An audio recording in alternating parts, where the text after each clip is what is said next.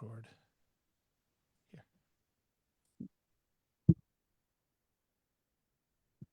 We're live. How cool is that? It's Thursday, back for our live Q&A with Karen Paul and Associates. Pretty excited this week. We've got a pretty cool guest. Gina Faubert has spent her life empowering girls through health, wellness, and self-confidence. Drawing from her own challenges, she founded Radiant Girls to teach leadership, self-esteem, and stress management. I need a little bit of that. With over 20 years of experience and training from leaders like Tony Robbins, Louise Hay, Gina brings incredible insights into to inspire the next generation of young ladies. You're going to want to hear this story. It's pretty cool. Gina, it's been a little while since we talked. How are Yes, you? I'm good. I'm good. I'm so excited to chat with you guys. This is awesome. Yeah, cool. Let's start with Radiant Girls. Let's just go right into it. Okay. Tell me a little bit about it for the listeners so that they can hear about it and get to know it, what it is a little bit more. Yeah. So we run programs for girls between 8 and 16, empowering girls to be healthy, empowered, confident, leadership style, like leadership skills.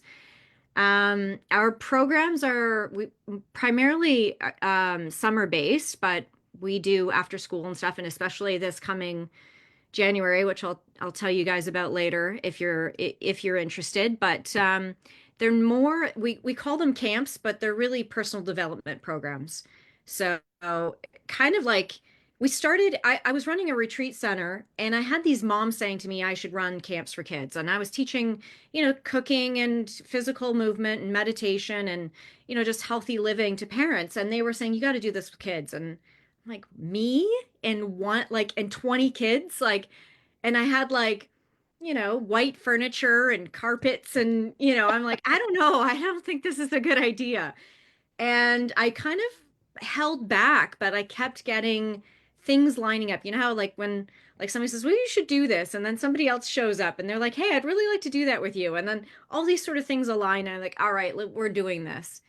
And we held 2 weeks of camp the first year, and one week was co-ed, there was girls and boys, and the other week was just girls. And the week that was girls and boys, the girls were like putting beads and we were talking about our feelings and we were like, and the boys had sticks and they were like running laps around the outside of the building.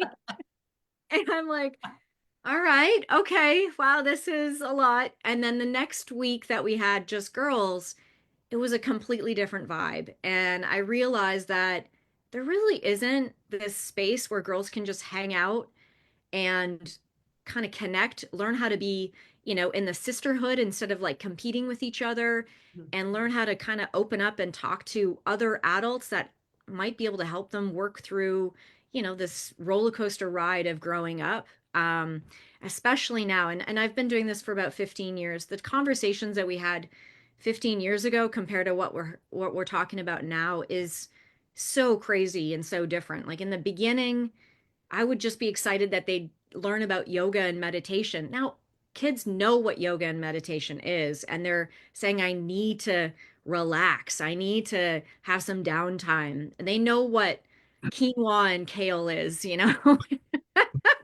And now our conversations on nutrition are different. So it's really interesting and cool. Talk to me about how social media has played a role in the things that you provide now versus what you might have done 15 years ago. Yeah. So, It's a big one, right? yeah, it is big, like so big. Um, As we you sit know, on social media right now, yeah. live. Well, I mean, there's no avoiding it. So, Mm. one of the big things that we do now, we didn't have any kind of virtual or social media or any kind of things like that in the past. Now we have certain segments where we'll pull out the TV and give them like a 3-minute video so we can talk about it. So we're using the technology, but we'll show them things like you know the photos that have been photoshopped. We'll talk about deep fakes. We'll talk about, what these advertisers are trying to manipulate them by convincing them of. And those are so their minds are blown when they see that, and so I think that, they're opening their eyes to it. And then we have conversations about how much time are you spending, and what does that mean for your mental health? And they're getting it. Like, even kids that are like 10 are really, they know, they say to me, I know I'm spending too much time on my phone. They know this is a problem, Mhm. and it's not Well, good for me.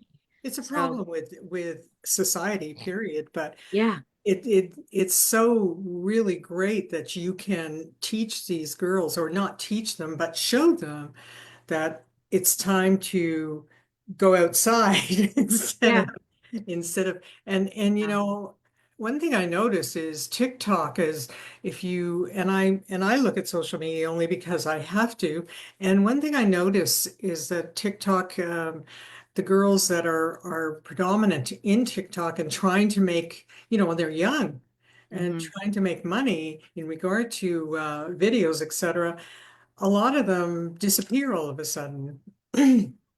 Who knows where, but I think it's the stress of social media, right? yeah, There's a lot of misinformation out there. That's the issue I find. Yeah. There's a lot of misinformation about health and wellness. Yeah. oh, There's a Yeah. lot of misinformation about mental health issues. yeah, And there's just in general, like I think, we've always kind of joked around about the media in general, talking about how, negativity sells, and it yeah, does, but it's yeah, also how how they prey on you as marketing, yeah, like from a marketing standpoint, right? yeah, Because the negative, the fear of missing out drives you to want more of that thing. Mhm. And now you're following down a path with someone that's trying to teach you that drinking your own pee is healthy for you or something like that. I don't know. I've seen it. Trust me, it's there. The big You, one if that you we could dig talk it, you about a would lot find at it. camp is like filing your teeth, like that was Oh, like a crazy one. What was it? Filing your teeth, like, and like, and it just like all these crazy things. So there's in regards to some of the girls that are like, I would say 12 and up, one of the patterns that we've seen is that when they're finished school, they get home, they kind of find time to do their homework if they do. And outside of that, they're on their phone. Even if they're with friends, they're socializing, with their phone or through their phone.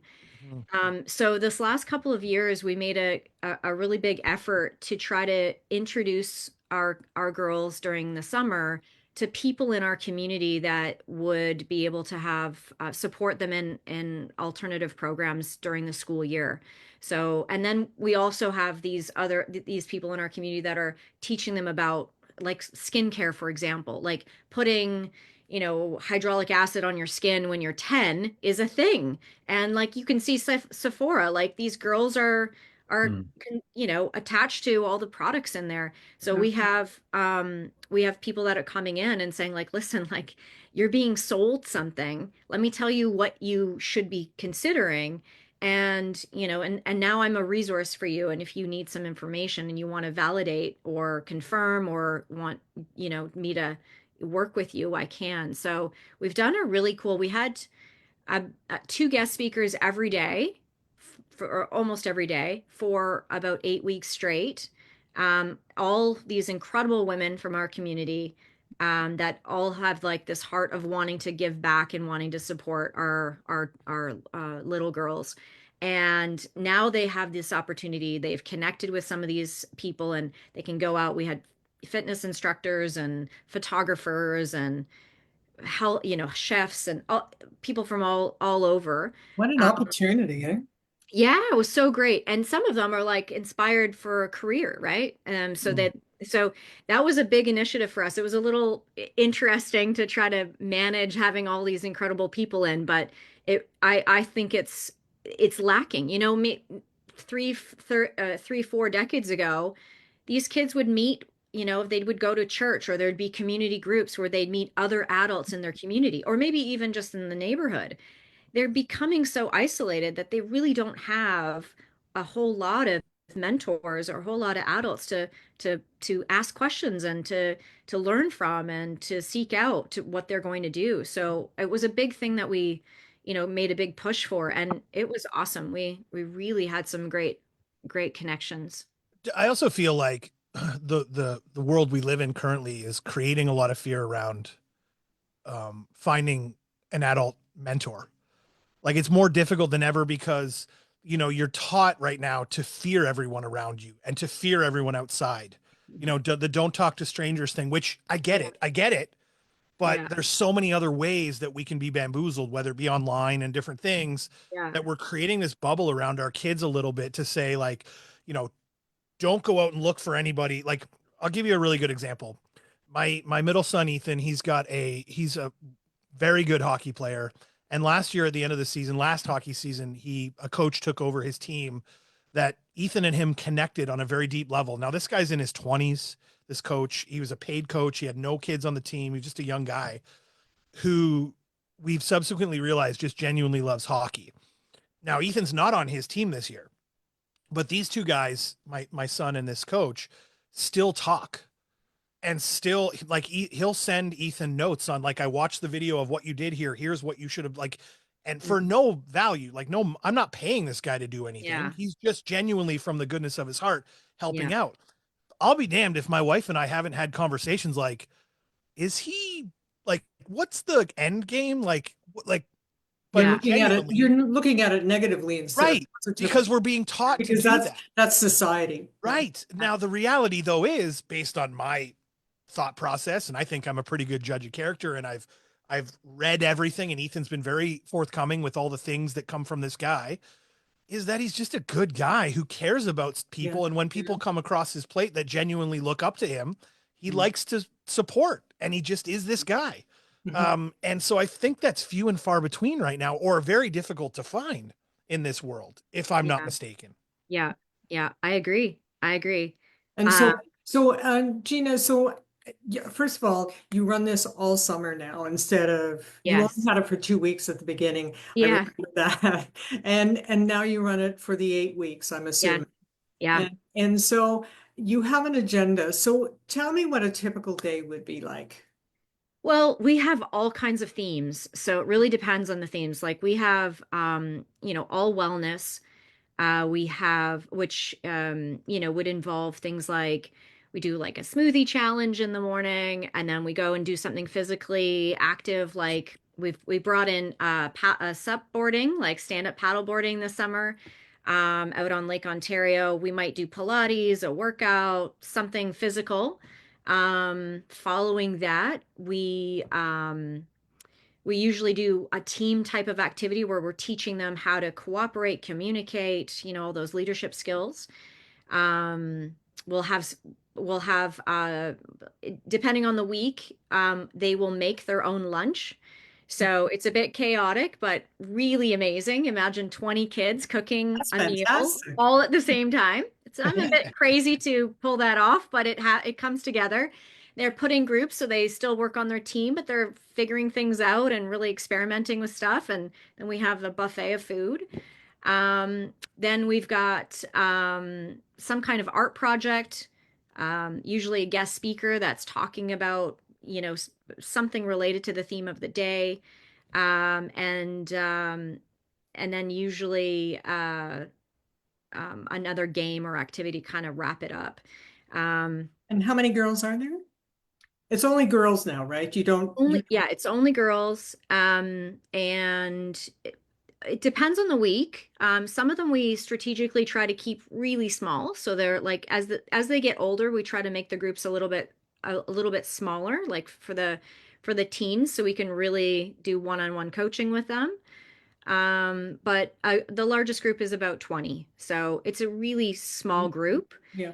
And it's really based in personal development, NLP, CBD, DBT, like all of those psychology based Mhm.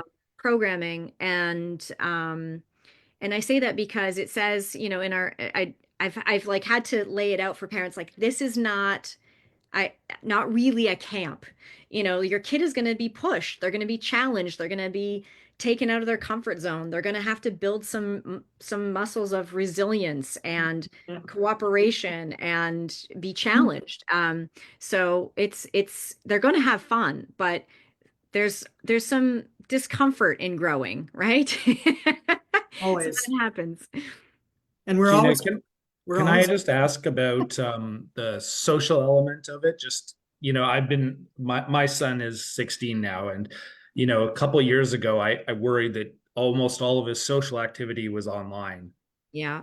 You know, outside of school, or a lot of it was, it seemed, and it was like, shoot, like is he missing out on the in person? It's been super interesting over the last little bit because he's just been more, as his friends have gotten older and they're starting to be driver's license and like just going places together. Mhm. I've seen him more like in person versus the online socializing, and I've been amazed at like, I knew he was social online, but I didn't know if that would translate in person. So, the worries are gone now for me. But I'm just curious if you've seen like how much opportunity is it among the girls versus like the programming, like, and are you seeing them connecting that way and socializing that way? When we've talked about it, so much of the world seems to be online, and how is it with the in person versus Yeah. that online world? Post COVID, it was weird. Like, like we had these like the first day of camp and everyone's just kind of sitting, like trying to figure out like what to say and do and touch. And, it was we've we've moved away from that. You can certainly, I mean, you can see the kids that have been, kept back or homeschooled or struggle with that social connection. I'll call them, misfits, for example. Like it's kind of like they just have a different way of connecting, and they haven't sort of hit their stride yet, or they've had some challenging interactions with other kids and they've sort of figured out that I'm a little bit different, and so they kind of lean into that. So our staff, like our goal in the first, we play a few games right out of the gate just to kind of break the ice and get through that. But our staff are trained. That's one of the big elements is our environment. In order for us to push them to grow, we have to make sure that they feel safe and that they feel connected to the group. So we have all kinds of things lined up like right away that allow for that, and our staff will lean in and kind of connect with them. And we bring in a couple of co-op students from high school, which is really Mhm. helpful because they're closer in age, and that's their main goal in the first day, especially.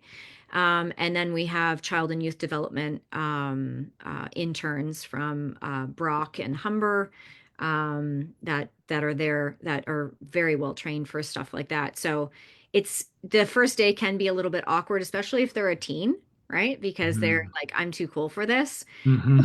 And so we know how to we've worked our strategies over the years, and we got it. But it's not as bad as it was, post COVID. But there have been some kids that have been really struggling, and And it's how do you deal with that? How do you deal with um, probably people, kids that just, I don't want to play, I don't want to do this, I just want to be here, but how do you deal with that? well, it depends on the situation. We never let anybody, we always get, there's always this perceived choice, like they have the choice of participating or not. You're never gonna, well, I last year, last year I had an overnight camp and I had three girls that were diagnosed with oppositional defiance disorder. So what that means is if I said, sit down, they would say, I'm comfortable standing. That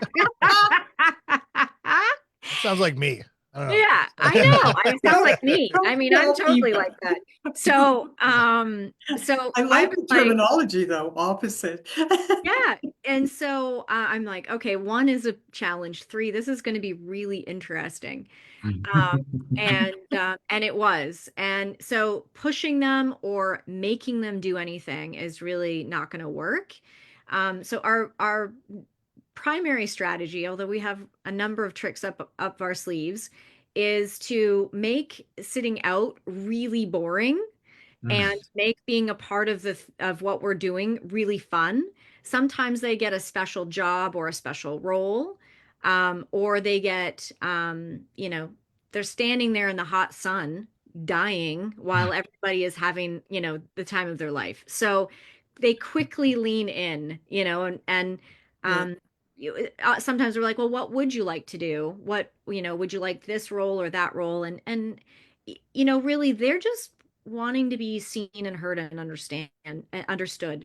So if you spend some time chatting with them and really connecting and letting them know that I'm here for you, this is your week. I want you to have a great time. Let me know how that can happen. Yeah.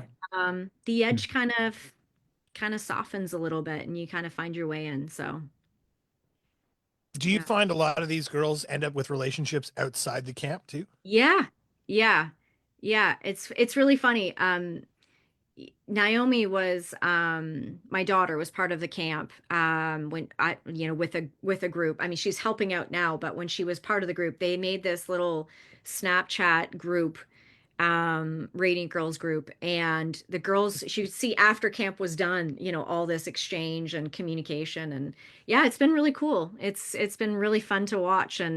And when I bump into some of these girls like 5, 10 years later, they're like, oh, and I'm still talking to such and such. And so it's like, it's really cool. Yeah. Have you had anybody come back around to be a part of the almost like the staff? I have. That must I be cool. My have. goodness, that's great. Wow. Yeah, Yeah, that's really I know. cool. I'm like, I don't know how that happened because Yeah. it doesn't seem like I've been doing it this long, but yeah, Yeah, we're all Yeah. just old now. I know. I know. No, Yeah, they've come yeah. back and, some of them have been like, I'm wondering if I can, be a part of your, can I be a photographer for the year or can I speak to them? We had a girl 19 years old designed a fashion line and she came and showed everybody her new business and the sample Wow. created. Oh yeah, it was so awesome. Like, Oh, that's awesome. yeah, yeah, It's yeah, your graduate, right? yeah, yeah. And so you can brag about that for sure. Oh, that's A little bit. fabulous. They had to do the No, work, seriously. Yeah. Yeah, it's really awesome. And for me, I'm always curious, like, what was the defining moment or what was the impactful thing that happened? And what I remember is oftentimes not what they mention. It's the little things. It's the feeling that they got or the connection that they got with that maybe themselves or even somebody else in the group. So yeah. Very cool. What's this summer look like as you kind of come into the new year? Is there Yeah. planning like so first of all, I know you do like spot stuff throughout the year too. You're not just Yeah, summer yeah, based. So what's yeah. what have we got going on and what like let's promote something here. Like what's the next thing? Okay, cool. Well, we just got a grant to bring some interns in, so we're going to be doing like Radiant Girls. I mean, I have, and this is my passion project. It could be my full-time, gig. So I'm always got my foot on the brake and always trying to like figure out like I can't how much time I'm gonna spend with this amazing thing. But we got a grant, so we've got some interns coming in. And our hope is to create after school programs, both virtually and in person in January, or Oh, the start of great. February. Yeah. So Yeah. it's virtually for teens, but in person for the others.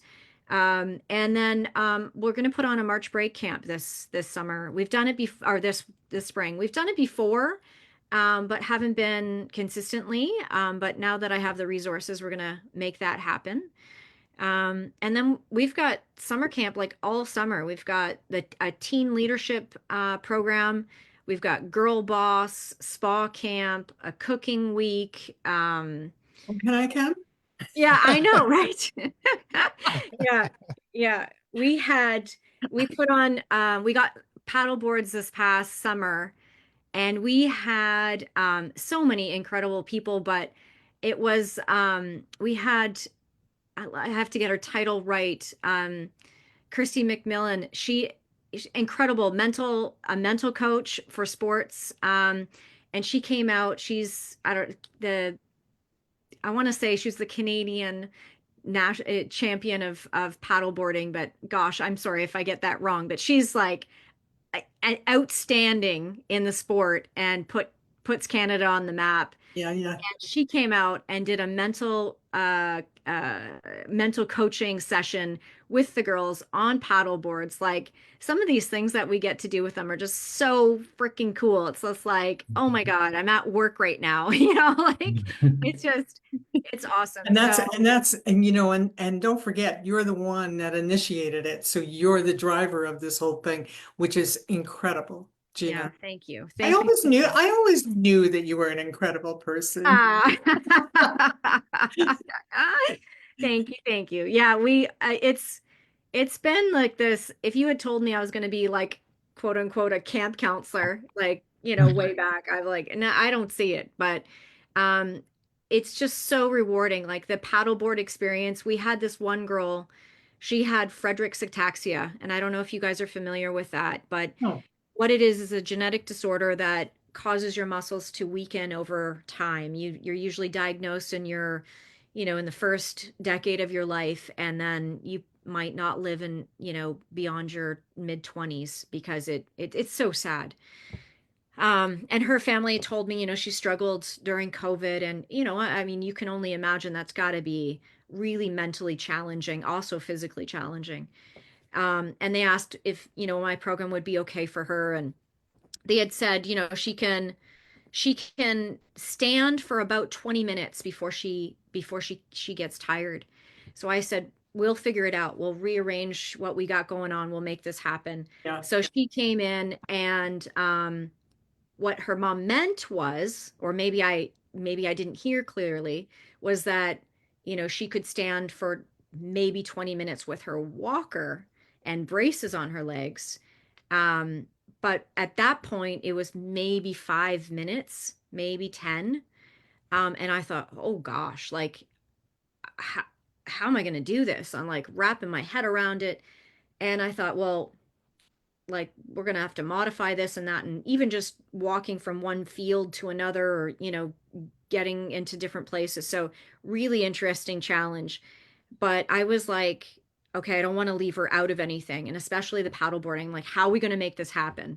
So I'm searching like on Monday night for like seats on a paddleboard, or like how can we configure this? And I'd said to her, how do you feel about doing this? Like, even if you're just like lying on the board, like my staff, we're gonna get you on this board. You're going out with the group, right? Nice.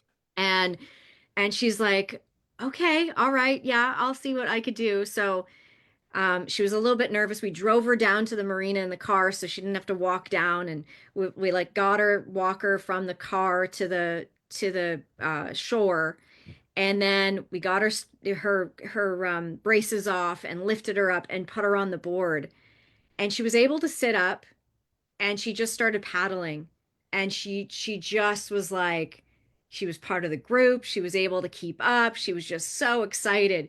Yeah. She's just like, this is incredible. She's just like screaming. And I was like, oh my God, like there's a few chirps in my ear, like, this is not a good idea. Like, you really shouldn't do this. Like, I don't know about this. And I was like, she's gonna have a life jacket on. We're gonna be right there. If we have to like drag her out, we're doing this. So there's so many of those incredible moments that we have where like you've just completely shifted someone's summer, or maybe even beyond that, and really embarked on like what's possible, whether, someone who's got a disability, or it's a girl who's like doesn't know how to make friends, or whatever the case may be, right? It's just like, and that just like lights me up, like to no end. It's Wonderful. exhausting work, it's crazy, it's overwhelming, and then everybody says like, so you're going to cut back a little bit? I'm like, yeah, probably. And then end of September rolls around, and I'm like, all right, so I've added an extra week, and then we're going to do this. So what do you need?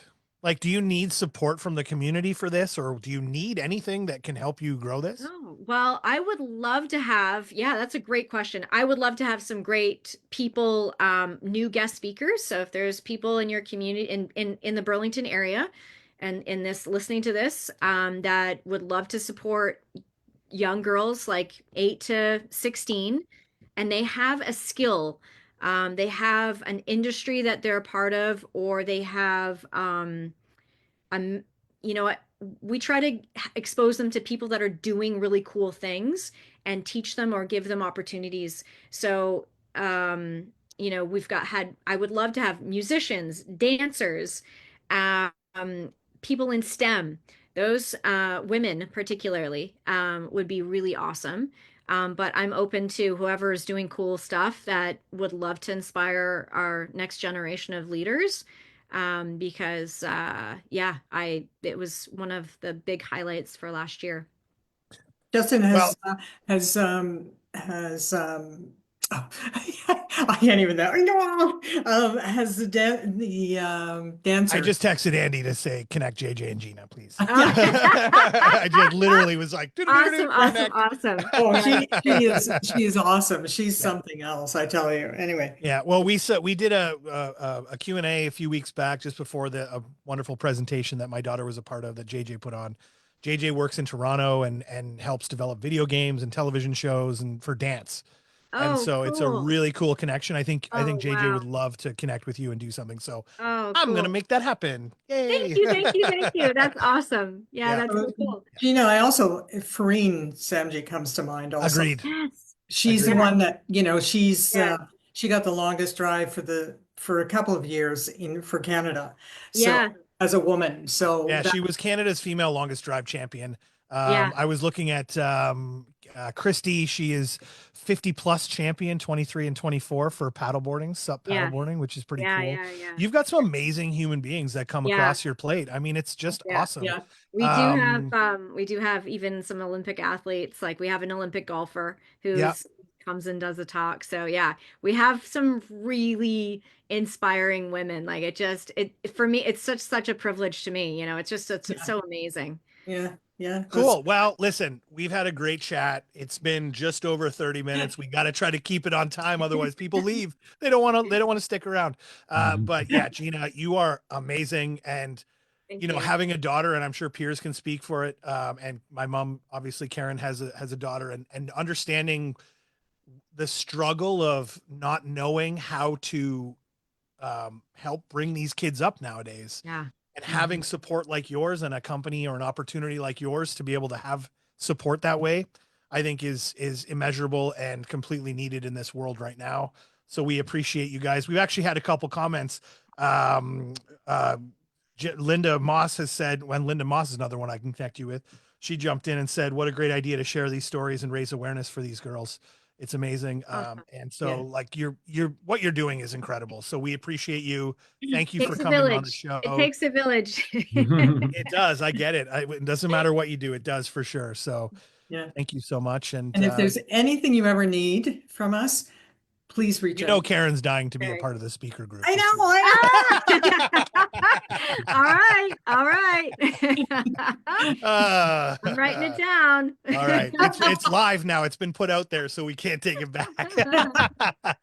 Awesome. All right, everyone. Thank you guys so much. Oh, thank you, Gina. All right.